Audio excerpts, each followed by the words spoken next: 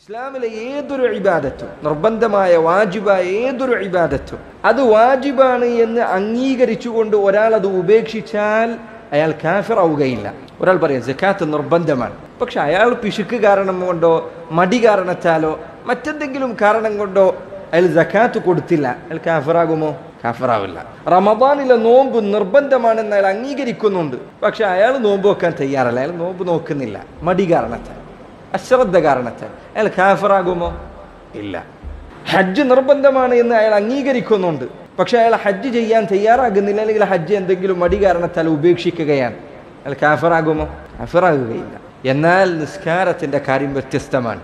നിസ്കാരം ഒരാൾ നിർബന്ധമാണ് എന്ന് അംഗീകരിക്കുന്നുണ്ട്, പക്ഷെ എന്നിട്ടും നിസ്കാരത്തിന്റെ സമയം കഴിയുന്നതുവരെ അത് പിന്തിച്ചു വെക്കുകയും അങ്ങനെ ബോധപൂർവം അവൻ നിസ്കാരം ഉപേക്ഷിക്കുകയും ചെയ്താൽ അവൻ കാഫിറാണ്. ധാരാളം പണ്ഡിതന്മാരുടെ അഭിപ്രായമാണ്, ധാരാളം ഉലമാക്കളുടെ അഭിപ്രായമാണ്. എന്തിന് അല്ലാഹുവിന്റെ റസൂൽ സല്ലല്ലാഹു അലൈഹി വസല്ലം അവിടുന്ന് പറഞ്ഞു, ബൈന റജുലി വബൈന ശിർകി വൽ കുഫർ തർക്കുസ് സലാഹ്. ഒരു മനുഷ്യനും ശിർക്കിനും കുഫറിനും ഇടയിലുള്ള വിടവ് എന്താണ് എന്ന് ചോദിച്ചാൽ തർക്കുസ് സലാഹ്, നിസ്കാരം ഉപേക്ഷിക്കലാണ്. ഒരു മനുഷ്യനും ശിർക്കിനും കുഫറിനും ഇടയിലുള്ള വേർതിരിവ് എന്താണ് എന്ന് ചോദിച്ചാൽ തർക്കുസ് സലാഹ്, നിസ്കാരം ഉപേക്ഷിക്കലാണ്. അത് ഉപേക്ഷിച്ചാൽ അവൻ കാഫിറായി. നബി സല്ലല്ലാഹു അലൈഹി വസല്ലം പറഞ്ഞു, അൽഅഹ്ദുല്ലദീ ബൈനനാ വബൈനഹും അസ്സലാഹ്.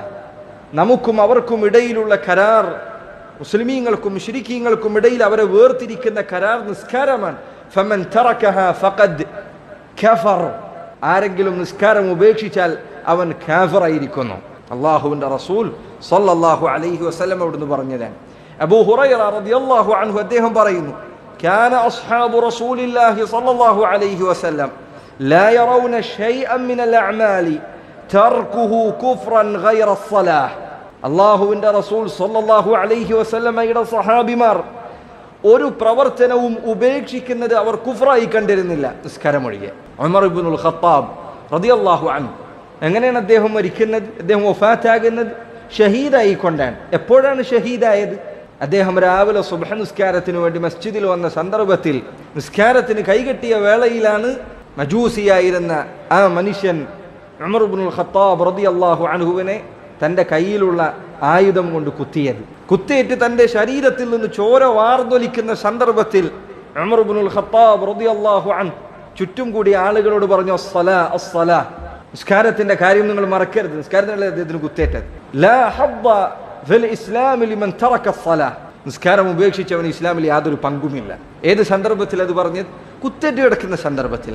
അല്ലാഹു സുബ്ഹാനഹു വ തആല ഏതൊരു ഇബാദത്തും ധാരാളക്കണക്കിന് ഇളവുകൾ നൽകിയിട്ടുണ്ട്.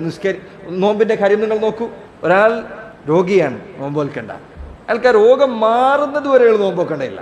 ഒരാൾ യാത്രക്കാരനാണ്, നോമ്പ് ഒഴിവാക്കളവുണ്ട്. ഒരാളുടെ കയ്യിൽ സമ്പത്തില്ല, സക്കാത്ത് കൊടുക്കണ്ട. ഒരാൾക്ക് ആരോഗ്യത്തിന് ശേഷിയില്ല എങ്കിൽ ഹജ്ജ് ചെയ്യണ്ട. ഒരാൾക്ക് അല്ലാഹുവിന്റെ മാർഗത്തിൽ യുദ്ധം ചെയ്യാനുള്ള ശേഷിയില്ല, കഴിവില്ല, യുദ്ധം ചെയ്യേണ്ടത് നിർബന്ധമില്ല. നന്മ കൽപ്പിക്കണം, തിന്മ വിരോധിക്കണം, അല്ലേ? നിങ്ങൾക്കറിയാം, വാജിബായ കാര്യമാണ്. എന്താ നബി സല്ലല്ലാഹു അലൈഹി വസല്ലം പറഞ്ഞത്? മർആ മിൻകും മുൻകറൻ ഫലിയുഗയ്യിർഹു ബിയദിഹി. നിങ്ങളിൽ ആരെങ്കിലും ഒരു തിന്മ കണ്ടാൽ സാധിക്കുമെങ്കിൽ കൈകൊണ്ട് തടുക്കട്ടെ, കൈകൊണ്ട് കഴിയില്ലെങ്കിലോ ഫഇൻ ലം യസ്തതി ഫബിലിസാനിഹി. കൈകൊണ്ട് കഴിയില്ലെങ്കിൽ നീ കൈകൊണ്ട് ചെയ്യേണ്ടതില്ല, എന്റെ നാവ് കൊണ്ട് ചെയ്താൽ മതി. ഫഇൻ ലം യസ്തതി ഫബിഖൽബിഹി. എന്റെ നാവ് കൊണ്ട് പറയാൻ കഴിയില്ലെങ്കിലോ ഹൃദയം കൊണ്ട് തിന്മ വെറുത്താൽ മതി. വദാലിക അദ്അഫുൽ ഈമാൻ. അത് ഈമാനിന്റെ ഏറ്റവും ദുർബലമായ അവസ്ഥയാണ്. അപ്പോൾ ഏത് ഇബാദത്തുകളിലും അല്ലാഹു ഇളവ് നൽകുകയാണ്. നിസ്കാരത്തിന്റെ കാര്യത്തിലോ? നിസ്കാരത്തിന്റെ കാര്യത്തിലാണ് സ്വലാത്തുൽ ഖൗഫ്, യുദ്ധത്തിനിടയിൽ നിസ്കരിക്കുന്ന നിസ്കാരം. അത് തന്നെ ജമാഅത്തായാണ് അല്ലാഹു നിശ്ചയിച്ചിരിക്കുന്നത്. യുദ്ധം നടന്നുകൊണ്ടിരിക്കുകയാണ്, ശത്രുക്കളുമായി യുദ്ധത്തിലേർപ്പെട്ടുകൊണ്ടിരിക്കുകയാണ്. അപ്പോൾ എങ്ങനെ നിസ്കരിക്കണം, അല്ലെ? രണ്ട് വിഭാഗം ആളുകൾ രണ്ട് സഫുകളായി മാറി നിന്ന് ഒരാൾ ഇമാമ് നിൽക്കണം. ഒന്നാമത്തെ സഫ് ഒന്നാമത്തെ റക്അത്ത് നിസ്കരിക്കുക. അപ്പോൾ പിന്നിലുള്ളവർ തങ്ങളുടെ ആയുധങ്ങളുമായി യുദ്ധത്തിലേർപ്പെടുക. അങ്ങനെ ഒന്നാമത്തെ റക്അത്ത് അവർ പൂർത്തീകരിച്ചാൽ, ഇമാമിനോടൊപ്പം പൂർത്തീകരിച്ചാൽ, ഒന്നാമത്തെ സഫിലുള്ളവർ അവർ യുദ്ധത്തിലേക്ക് കയറുക. അപ്പോൾ പിറകിലെ സഫിലുള്ളവർ നിസ്കാരത്തിലേക്ക് പ്രവേശിക്കുക. നോക്കൂ നിങ്ങൾ, യുദ്ധത്തിൽ നിൽക്കുന്ന സമയം, അപ്പോൾ വരെ നിസ്കാരത്തിന് ഒഴിവില്ല, അപ്പോൾ വരെ നിസ്കാരത്തിന് ഒഴിവില്ല. പണ്ഡിതന്മാർ വിശദീകരിച്ചതായിരിക്കണം. ഫിഖ്ഹിന്റെ കിതാബുകൾ എടുത്തു നോക്കിയാൽ കാണാം, ഒരാൾ കാട്ടിലകപ്പെട്ടു എന്നായിരിക്കും, അയാളുടെ പിന്നാലെ ഒരു സിംഹമുണ്ട്, അല്ലെങ്കിൽ ഒരു മൃഗം അയാളുടെ പിന്നിൽ ഓടിക്കൊണ്ടിരിക്കുക, അയാൾ പിടിക്കാൻ ഓടുകയാണ്. നിസ്കാരത്തിന് സമയം കഴിയാനായി അയാൾക്ക് ഉറപ്പായി. ഓടുന്നതിനിടയിൽ അയാൾ മനസ്സിൽ നിസ്കരിക്കണം. നിസ്കാരത്തിന്റെ സമയം കഴിയാനായിട്ടുണ്ട് എന്ന് അയാൾക്ക് ബോധ്യപ്പെട്ടാൽ അയാൾക്ക് എങ്ങനെയാണോ കഴിയുന്നത് അങ്ങനെ നിസ്കരിക്കണം. ഓടുകയാണെന്നുള്ളത് ഇളവല്ല. ഒരു കൊള്ളക്കാരൻ പിന്നിലുണ്ട്, അയാൾക്ക് രക്ഷപ്പെട്ട് ഓടിക്കൊണ്ടിരിക്കുക, എവിടെ നിർത്താൻ സമയമില്ല, കുതിരപ്പുറത്താൻ. നിസ്കാരം അതിന് അപ്പോഴും ഇളവില്ല. കുതിരപ്പുറത്ത് പോയിക്കൊണ്ടിരിക്കുന്ന സമയത്ത് എങ്ങനെയാണോ പോകുന്നത് അങ്ങനെ നിസ്കരിക്കണം. നിസ്കാരത്തിൽ ഇളവില്ല, സമയത്തിൽ നിന്ന് മാറ്റിവെക്കാൻ ഇളവില്ല. നമ്മളെ നാട്ടിൽ ചില ആളുകൾ ഈ കാര്യത്തിൽ വളരെ ശ്രദ്ധയില്ലാത്ത ആൾക്കാരുണ്ട്.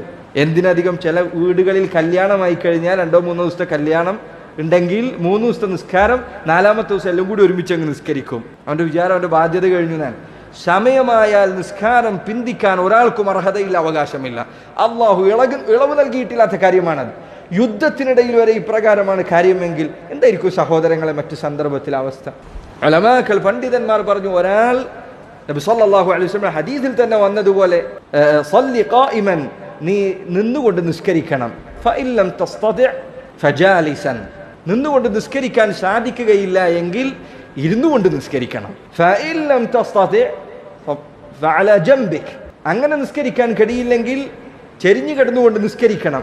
ഫഇൻ ലം തസ്തതി' ഫമുത്തജിഅൻ, അങ്ങനെയും കിടക്കില്ലേ മലർന്നു കിടന്ന് നിസ്കരിക്കണം. നോക്കൂ നിങ്ങൾ, ഓരോ ഘട്ടങ്ങൾ ഉലമാക്കൾ പറഞ്ഞു. ഒരാൾ കിടക്കണം, കൈവെക്കാൻ സാധിക്കില്ല, അവൻ്റെ ബുദ്ധി മാത്രം അവന് ബാക്കിയുണ്ട്, അവന് ബുദ്ധിയുണ്ട്, നിസ്കരിക്കണം. അവൻ്റെ മനസ്സിൽ അവൻ നിസ്കാരം കരുതണം. ഞാനപ്പോൾ തക്ബീർ ചൊല്ലിയിട്ട് അല്ലാഹു അക്ബർ മനസ്സിൽ പറയണം. തക്ബീർ ചുണ്ടനക്കാൻ സാധിക്കില്ല, എന്നാലും അവൻ്റെ മനസ്സിൽ പറയണം അല്ലാഹു അക്ബർ. ഫാത്തിഹ ഓതുക, ഞാനിപ്പോൾ റുക്കൂയിലേക്ക് പോവാൻ, അല്ലാഹു അക്ബർ, സമിഅ അല്ലാഹു ലിമൻ ഹമിദ, നിസ്കരിക്കണം. നിസ്കാരം ഒഴിവാക്കാൻ പാടില്ല. ഒരാൾ നജസിൽ കിടക്കുകയാണ്, അല്ലെ? ചില ആളുകൾക്ക് പ്രയാസം ഉണ്ടാവാറില്ല, സംശയം ചോദിക്കാറുള്ള സ്ഥലമാണ് അത്. ഉപ്പ ഐസിയുലാണ്, ഉമ്മ ഐസിയുലാണ്, അള്ളാഹു അസുഖങ്ങൾ മാറ്റി തരുമാറാകട്ടെ. അങ്ങനെ ഒരു പ്രയാസത്തിൽ അകപ്പെട്ട ആളുകൾ ചിലപ്പോൾ വിളിച്ചു ചോദിക്കും, എന്ത് ചെയ്യണം?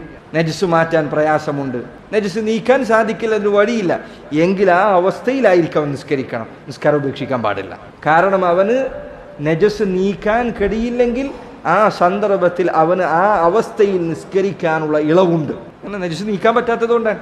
എന്തിനു ഉലമാക്കൾ പണ്ഡിതന്മാർ ഫിഖ്ഹിന്റെ കിതാബുകൾ എടുത്താൽ കാണാം, നിസ്കാരം ഒരാൾ, കുറച്ചാളുകൾ അവർ ജയിലിൽ പ്രവേശിപ്പിക്കപ്പെട്ടു എന്ന് വിചാരിക്കുക. യുദ്ധത്തിനിടയിൽ ശത്രുക്കൾ അവരെ പിടിച്ചുകൊണ്ടുപോയി, അവർ ജയിലിലാക്കി. കുറച്ച് മുസ്ലിമീങ്ങളെ ഒരു ജയിലിലാക്കി, അവർക്ക് വസ്ത്രം കൊടുത്തില്ല എന്ന് വിചാരിക്കുക. അവർ നഗ്നരായി കഴിയേണ്ടി വന്നു എന്ന് വിചാരിക്കുക. ഫുഖഹാക്കൾ പറഞ്ഞു, അവർ ജയിലിൽ ജമാഅത്തായി നിസ്കരിക്കണം, വസ്ത്രം ഇല്ലെങ്കിലും അങ്ങനെ നിസ്കരിക്കണം, ഉള്ളത് എങ്ങനെ അങ്ങനെ നിസ്കരിക്കണം. അവർ പറഞ്ഞു, ഇമാമ് മുന്നിൽ നിൽക്കാൻ പാടില്ല, മറിച്ച് ഒരേ സൊഫിലാണ് നിൽക്കേണ്ടത്.